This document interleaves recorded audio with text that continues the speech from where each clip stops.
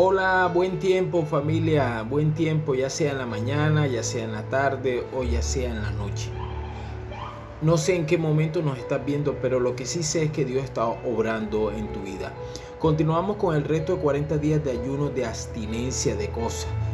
40 días de ayuno de transformación de fe y vida. Transformación en fe y vida.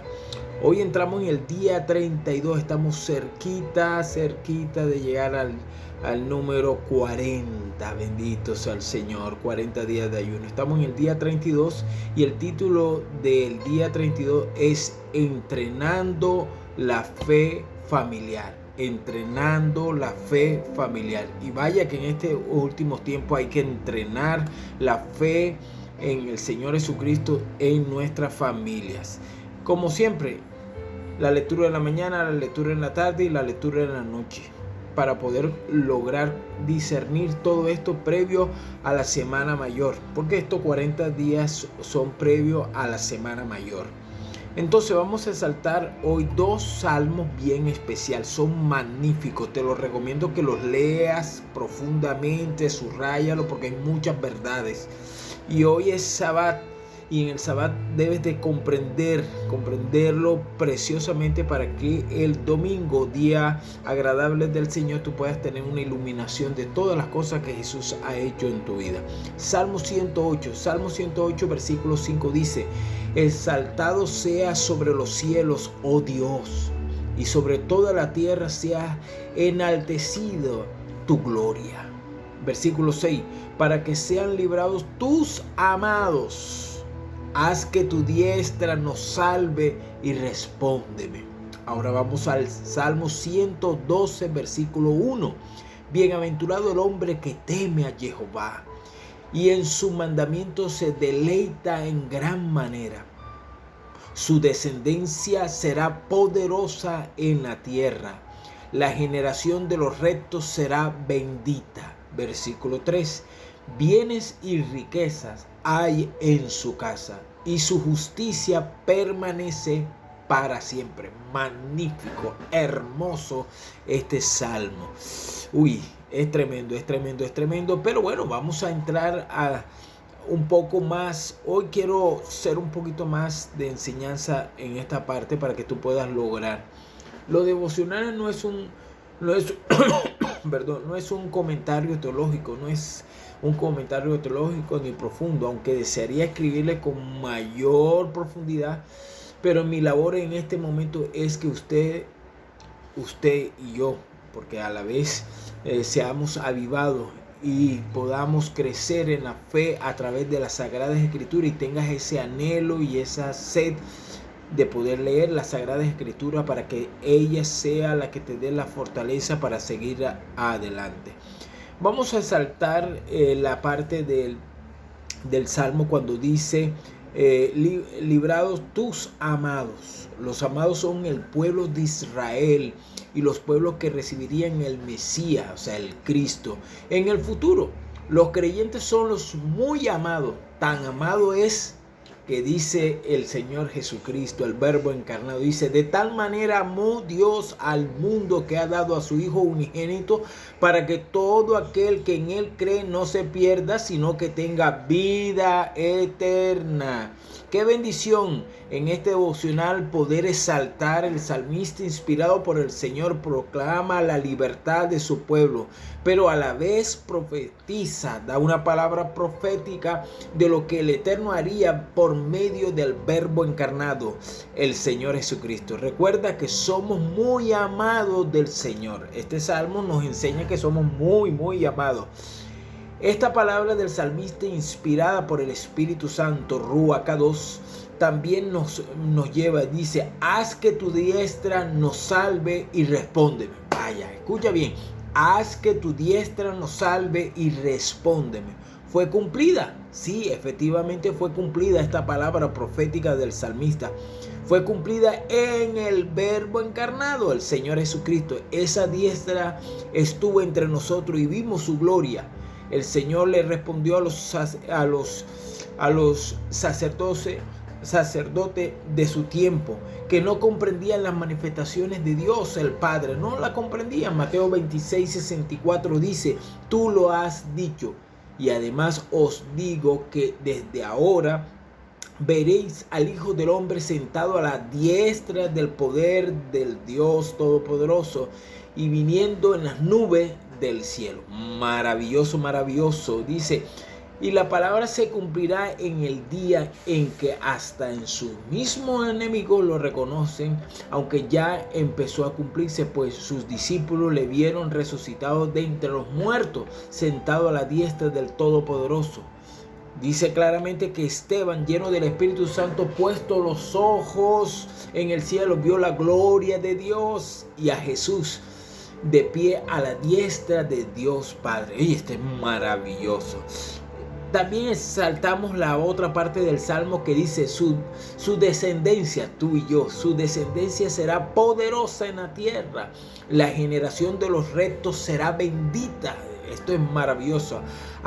Y quiero aclarar la expresión de la descendencia, porque Romanos capítulo 4 versículo 16 dice: por eso la promesa es por fe,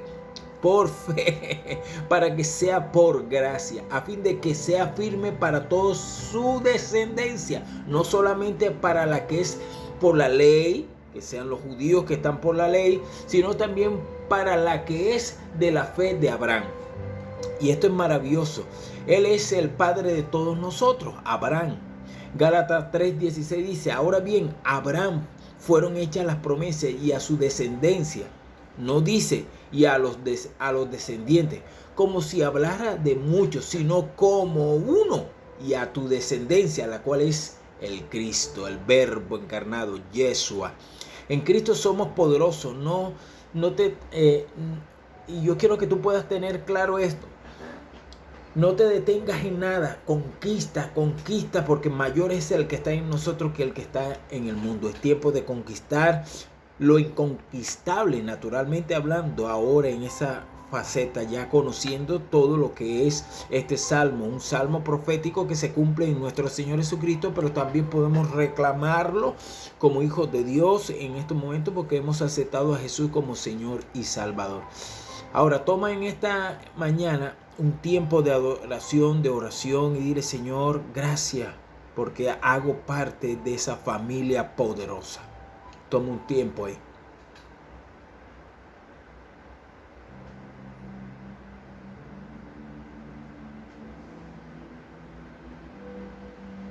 Ok, ya llegamos a la etapa de la tarde. Ya lo vimos en la mañana. Observamos cómo esos dos salmos nos revelan profundamente al Mesías, al Verbo encarnado, nuestro Señor Jesucristo. Esto es tremendo. Tanto los de la ley como los de la fe, tanto los judíos de nacimiento como los judíos que somos a través del Mesías. Nosotros recibimos la promesa a través del Mesías, Yeshua, nuestro Señor Jesucristo. Y esto es maravilloso. Ahora entramos al texto de la tarde. El texto de la tarde se encuentra en Éxodo, capítulo 2. Lo vas a leer y vas a lograr comprender muchas cosas. Voy a saltar cositas como es el capítulo 2, versículo 1. Dice: un varón de la familia de Leví fue y tomó por mujer a una hija de Leví, la que concibió y dio a luz un hijo, y viéndole que era hermoso, le tuvo escondido 3 meses. Bueno, ya ustedes conocen la historia de Moisés. En el versículo 9 dice, el versículo 3 dice: pero no pudiendo ocultarle más tiempo, tomó una arquilla de junco y la calafateó con asfalto y brea, y colocó en ella al niño y lo puso en un carrizal a la orilla del río. Versículo 9: a la cual dijo la hija de Faraón: lleva a este niño y críamelo, y yo te lo pagaré. Y la mujer tomó al niño y lo crió. Versículo 11. Para poder resumir todo el capítulo 2. Cuando Moisés era ya hombre, salió un día a visitar a sus hermanos de raza y se dio cuenta de que sus trabajos eran muy duros. De pronto vio que un egipcio estaba golpeando a uno de sus hermanos hebreos. Vamos a mirar y condensar este capítulo 2. Por eso digo, podíamos profundizarlo como estudio, pero es un devocional de ayuno, de transformación en fe y vida. Vamos a analizar ahora Éxodo. ¿Qué quiere enseñarnos el Señor? Después de ver la declaración del salmista, entramos a la historia del pueblo de Israel, con el nacimiento de Moisés y el futuro libertador del pueblo de Dios. Cumplió su tiempo con la aparición de Moisés. Los días de esclavitud natural estaban sentenciadas. El Señor ha levantado muchos libertadores en muchas etapas de las naciones. Pero en este caso es particular poder ver a Moisés y después poder ver el libertador, que es el Verbo encarnado, nuestro Señor Jesucristo. Él envió a su Hijo para libertarnos de la esclavitud y del poder del pecado que nos conducía a una muerte espiritual separada eternamente del Creador. Eso fue lo que vino a hacer nuestro amado Salvador. Por eso que muchas personas no logran comprender la Semana Mayor, porque no entienden el sacrificio que hizo Jesús. No solamente murió por morir, es que estaba destinado de que tenía que morir por la raza humana, morir por los que iban a estar dentro de la salvación. Esto es maravilloso. Aquellos que iban a ser llamados por el Señor para heredar la salvación. Pero yo quiero hoy exaltar algo. El caso de la madre de Moisés. El caso de Jocabed, hija de Leví, madre de Moisés.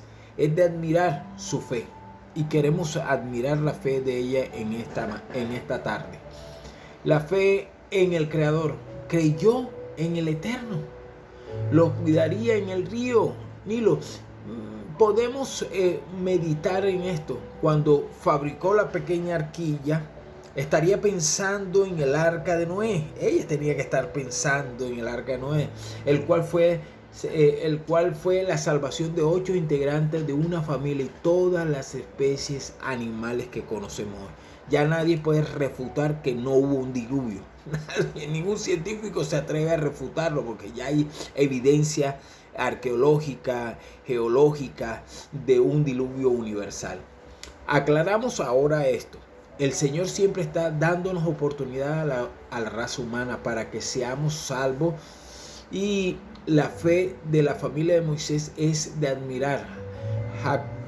Jocabed con Amram, que es su esposo, el papá de Moisés, tuvieron una fe impresionante. Aarón, su hijo, también tuvo una fe espectacular. Y estaríamos mirando una familia consagrada al Señor. Y qué decir de María, su hermana, la misionera, la cual tenía la sabiduría y las palabras adecuada para la hija de Faraón. Esto es maravilloso cuando ustedes miran toda la historia. Llegar al momento justo, poder estar ahí cuando la hija del Faraón ve escucha, porque ella no lo ve, ella escucha el llanto de aquel niño que en ese momento no se llamaba Moisés, aquel niño llorando. Acuérdense, 3 meses donde él estaba callado, no lloraba. Imagínate un niño que no llora. Todo niño llora, todos lloramos. Pero en ese momento el Señor le dijo a Moisés: Moisés, llora todo lo que pueda. Esto es maravilloso, mirar las Sagradas Escrituras y estar su hermana ahí. Y en ese momento, lo que es la fe es hermosa cuando ponemos la fe en el Señor Jesucristo. Su madre, su padre, sus hermanos tenían claro de que si Noé le creyó a Dios, ellos tenían que creerle que en ese momento esa canastilla era la pequeña arca, esa pequeña arca donde iba a guardar, y que Dios iba a guiarla por el río y llegar hasta ese lugar especial donde se bañaba la hija de Faraón. Y preciso ahí comenzó a llorar ese niño, y cuando comenzó a llorar, la hija del Faraón se enamoró de ese bebé. Qué lindo cuando nosotros entregamos a nuestros hijos, nuestras hijas a las manos del Señor, tener la certeza y la seguridad que Él nos va a cuidar. Pero hay que tener la fe como la fe de la mamá de Jocabed, la mamá de Moisés, la fe del papá Amram, la fe de Aarón, la fe de María, la hermana. O sea, por eso que podemos comprender que la fe unida en familia es poderosa. Pero cuando un integrante de la familia no tiene la misma fe, sino que está mirando por otro lado, por eso es que cojeamos.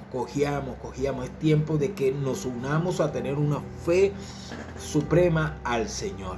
Que en esta tarde tú puedas meditar con quién te identificas. ¿Te identificas con la fe de esa madre, con la fe de ese padre, con la fe de ese hermano mayor? Eso es tremendo, con la fe de esa hermana. Maravilloso. Pero entre todas las cosas sabemos que Dios utiliza cualquier circunstancia para cumplir su propósito. ¿Hay propósito en tu vida? Sí. ¿En tu hijo? Sí. ¿En tu hija? Sí. ¿En el resto de tu familia? Sí. Entonces prepárate para que tu fe como familia se fortalezca en esta tarde ya. Toma un tiempo de oración y nos vemos ahorita en la noche.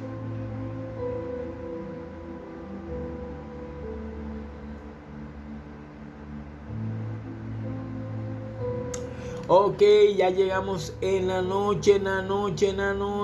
Y en la noche nos encontramos con la carta a los Corintios. Dígame que hemos hablado de Corintios tremendo. Ahora vamos a hablar en el capítulo 15 de primera carta a la iglesia que está en Corintios.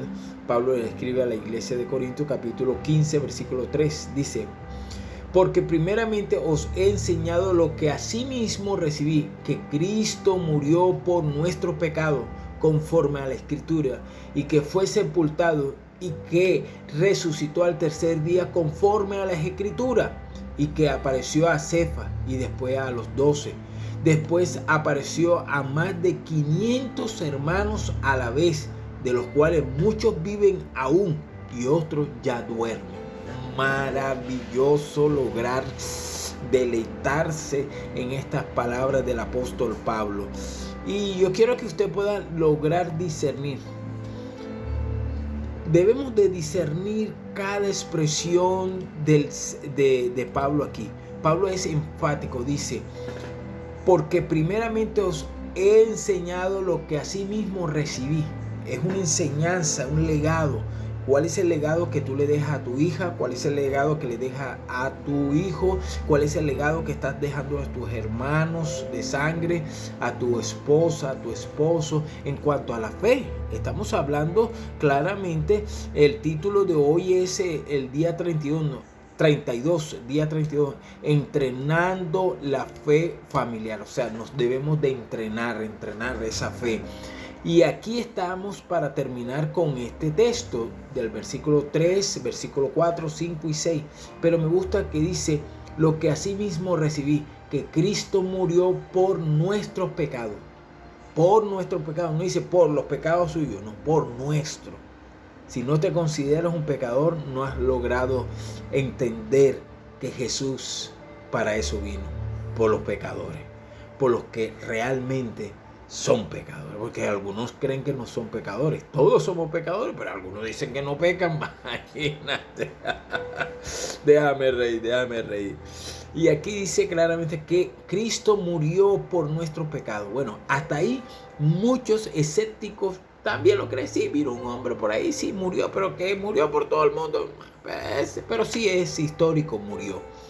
Pero el punto es unir el Cristo histórico con el Cristo de la fe. ¡Wow! Unirlo. ¡Wow! El Cristo histórico con el Cristo de la fe. Esto es maravilloso, porque aquí entramos a la otra parte. Unión del Cristo histórico con la fe. Cuando dice que Cristo murió por nuestro pecado conforme a la Escritura. O sea, todo está escrito. O sea, no es que nos lo estamos inventando, sino que lo que fue profetizado en el Antiguo Testamento se cumplió en Cristo Jesús. Y dice: y que fue sepultado y que resucitó al tercer día conforme a la Escritura. Y no está diciendo, no, lo que hemos escuchado, que algunos lo vieron resucitar. No, conforme a lo que está en la Escritura, que el Verbo encarnado, el Cristo, el Mesías, iba a resucitar.